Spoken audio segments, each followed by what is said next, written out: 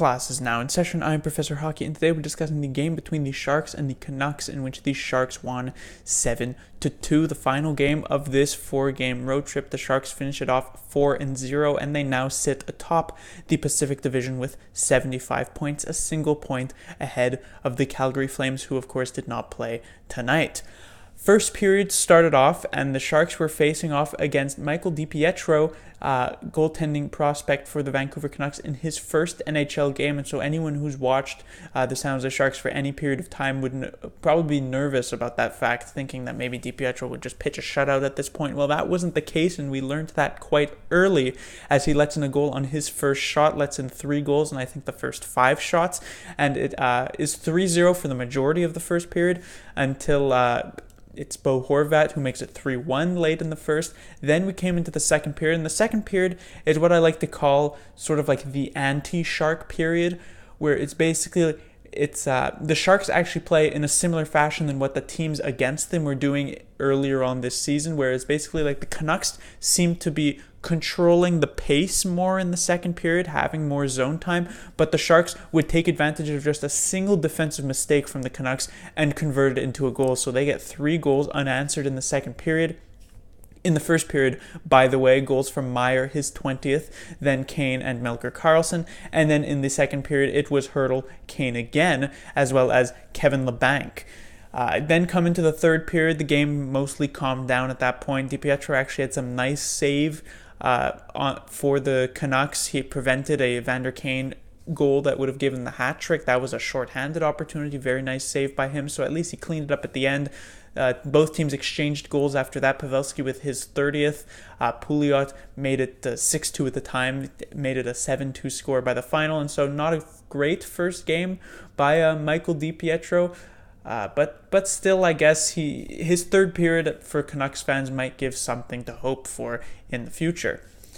First thing to talk about would be Martin Jones, and I think his game tonight might go somewhat under the radar, because I really thought Martin Jones actually had quite the solid game. I thought he came up with a lot of nice saves for the Sharks, especially early in the second period when it was still 3-1 and the Canucks were pushing. If the Canucks get a goal there, it's 3-2 and it's a completely different game. But because Martin Jones makes a couple of very nice saves, the Sharks are able to snowball the 3-1 lead eventually to 4-1, 5-1, 6-1, and then the 7-2 victory. So Martin Jones, he wasn't like the most important member of the team this season, this game, I should say, but he was key early on in the second period to keep the 2-goal lead alive and allow the Sharks offense to do what they do best and score some goals to increase that lead.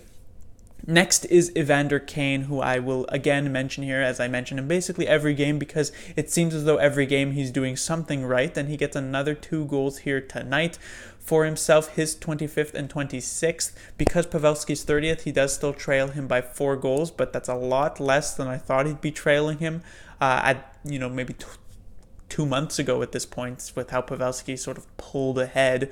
But we saw the sort of double-edged sword version of Evander Kane. He gets the goal early on, a bit of a lucky one, but then late in the first period, he takes a pretty undisciplined penalty. That allows, in the last 4 or so minutes, a Canucks power play, which gives them the slight amount of momentum that allows them to get that late Bo Horvat goal, and potentially brought the Canucks back into the game. Luckily, as I said at the start of the second period, Jones was good enough to prevent that. And then again, Kane giveth, Kane taketh away. He gets another goal, his second of the game. That one made it, I believe, 4-1. And so he's a player who's able to put up so many points, so many goals. He's doing so well for the Sharks as of late, but he's also a player who is second in the league in terms of penalty minutes. He might even be first at the end of tonight. I'm not 100% sure. He trails Antoine Roussel, who is also in this game, stirring up some things in this game. But if there's one good news about what Evander Kane did, at a point he gets tied up with Eric Goodbranson in the corner. This was late in the third period. Goodbranson ends up taking a slash right at the end. And I was really expecting Evander Kane, especially in a game that was pretty out of reach, to really, get in to it with Eric Goodbranson, but maybe because he wants the hat trick, maybe he just, allows it to fly by, but he sort of just turns around, looks at the referee, sees the refs calling a penalty, and lets it fly. So I guess maybe that's a decent sign moving forward, but I feel like Evander Kane will continue to be that double-edged sword for the San Jose Sharks. Next is the defense. In my previous review against the Oilers, I pointed out Radim Shemek for having a particularly strong game, and I was going to do the same here tonight, just pointing out to one defenseman. That one defenseman was going to be Justin Braun, because I thought Braun was really good tonight, but it was just so hard to do that when I thought every defenseman here was very good, or almost every defenseman, I should say. I thought Brendan Dillon had a very good game as well. I thought Shemek was quite good, especially his play to catch up on that breakaway that Elias Pettersson would have had if Shemek couldn't make it back. I thought Burns actually had a very good game. I thought Tim Heed was pretty good. Vlasic was the one trailing a bit behind. Of course, his misplay on that first goal, you could say, and it wasn't a great game for him, but still it was serviceable, certainly. And so the defense in general, again, it's another game where the Sharks only give up 2 or less goals thanks to Jones, but also thanks to the defense. And it's just been very, very good as of late. And again, this is still a defense that's playing without Erik Karlsson, who at a point leading up to his injury was looking possibly like the best defender on this team. And so putting up these types of defensive performances without Karlsson is certainly a huge accomplishment. Also, these types of offensive performances without Karlsson is also quite impressive. On to a few other players to mention, just to get this out of the way. Lukáš Radil ends up drawing into the lineup over Dylan Gambrell, who came down with some sort of illness. It didn't seem like that was going to be the case once Gambrell, he was playing some pretty good hockey, but Radil gets the opportunity. And since Gambrell is already a borderline player, it's potentially the opportunity where Radil could knock Gambrell right back out of the lineup, because Radil, I thought, actually had a pretty good game. So if Gambrell is healthy to play on Thursday, I wonder if he'll actually be able to get his lineup spot back. I guess it would be only fair, but with how Radil played here tonight, I feel like it might be difficult for DeBoer to take him out of the lineup, so I would not be surprised to see Radil into the lineup, but it's really a 50-50 coin toss here, and it's not like a huge deal because it is on the 4th line, but still, it'll be interesting to see what DeBoer chooses to do. Tomas Hertl, another player who I should talk about. I mentioned how Kane has been so good for the San Jose Sharks. Hertl has potentially been their best forward here, at least in their last bunch of games. Tomas Hertl, besides Brent Burns, leads the team in points, so he's second on the team in points, I guess I should say, because Brent Burns has such a massive lead. But Hertl's just been so good. The players, whenever he's on a line, he just makes the players around him better. You know, Evander Kane, as I said, was struggling. He was playing on a line with Donskoy and Pavelski instead, and he wasn't really doing too much in that situation. Now all of a sudden he's with Hertl. He's playing so well. And you have to give credit to Hertl for allowing Evander Kane this type of freedom, because Hertl just does such a good job at being able to protect the puck and then be able to dish it out to his teammates. And it's not just Evander Kane benefiting from this, but it's also Jonas Donskoy, of course, who I thought also had a pretty good game here tonight.